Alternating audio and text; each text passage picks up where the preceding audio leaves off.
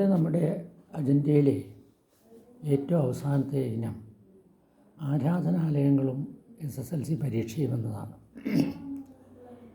നമ്മുടെ നാട്ടിലെ ഒരു ക്രമമനുസരിച്ച് ഇത് ഉത്സവകാലമാണ്. ആ ഉത്സവകാലത്തിൻ്റെ പ്രത്യേകത പറഞ്ഞറിയിക്കാനാവാത്തതാണ്. ഒട്ടനവധി പരിപാടികൾ, അസുരവാദ്യം, കരിമരുന്ന്, ആന എഴുന്നള്ളത്ത്, അങ്ങനെ ഒട്ടേറെ പരിപാടികളാണ് അവിടെ നടത്തുക.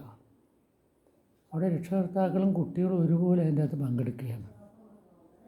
അത് ഒരു നാടിൻ്റെ സാംസ്കാരിക തനിമയുടെ പ്രശ്നമാണ്. പക്ഷെ നമ്മളെല്ലാവരും ഒരു കാര്യം ചെയ്യണം. SSLC പരീക്ഷാ കാലത്തിന് ഒരു പ്രത്യേക ബോണസ് തന്നെ കൊടുക്കണം. എന്തായിരിക്കണം ആ ബോണസ്? അവർക്ക് അസൗകര്യം ഉണ്ടാക്കാത്ത വിധത്തിൽ എല്ലാ കാര്യങ്ങളും ക്രമീകരിക്കണം. അങ്ങനെ ക്രമീകരിക്കുന്നില്ല എന്നിടത്ത് നമ്മൾ എന്ത് തന്നെ ചെയ്താലും അതുകൊണ്ട് പ്രയോജനം ഉണ്ടാകുന്നില്ല. പണ്ടത്തെ പോലെയല്ലേ, ഇപ്പോൾ അതിനൊക്കെ ഒരു ചെറിയ ക്രമീകരണം ശാന്തിമാരും തന്ത്രിമാരും ഒക്കെ ഉണ്ടാക്കാറുണ്ട്. അത് മതി. ആ ഒരു മനോഭാവം അവർക്കുണ്ടായിരുന്നാൽ മാത്രം മതി.